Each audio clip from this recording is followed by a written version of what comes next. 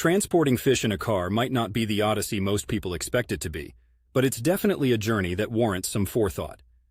Whether you're moving to a new place in Portland, Oregon, or just bringing home some new finned friends from the local aquarium shop, the key is keeping those water-bound pets safe and stress-free. 1. Use a proper container. First things first, you're going to need the right type of container. This could be the bag you got from the pet store, but only for short distances. For anything longer, consider using a sturdy, sealable plastic container. It must be clean and free of any substances that could harm your aquatic pals. You want something that gives them room to move without the risk of sloshing water around with every turn or stop. 2. Oxygen and temperature control. Oxygen is the name of the game. Thankfully, fish are pretty low maintenance compared to, say, a dog that needs the window cracked open to poke its head out. But they do need a sufficient oxygen supply, especially during longer trips. You could use a battery-operated air pump to keep water oxygenated. Temperature swings are the silent killers in transporting fish. Fish are incredibly sensitive to abrupt changes in temperature. If you're in Portland like me, you know how quickly the weather can shift.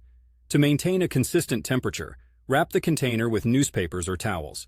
For extreme conditions, consider using insulated coolers.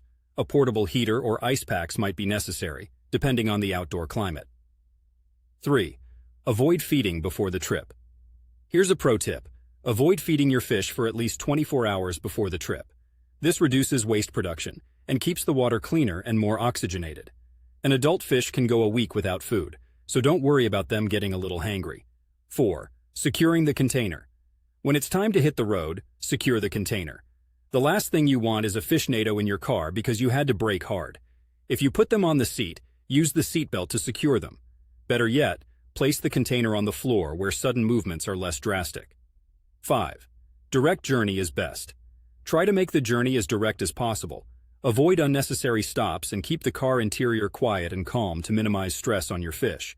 When you finally arrive, acclimate your fish to their new tank gradually, adjusting them to temperature differences by floating the container in the tank before release. Driving with fish in Portland, or anywhere really, can be a smooth process if you follow these tips. Just remember, a little preparation goes a long way in ensuring your aquatic friend's journey is safe and stress-free.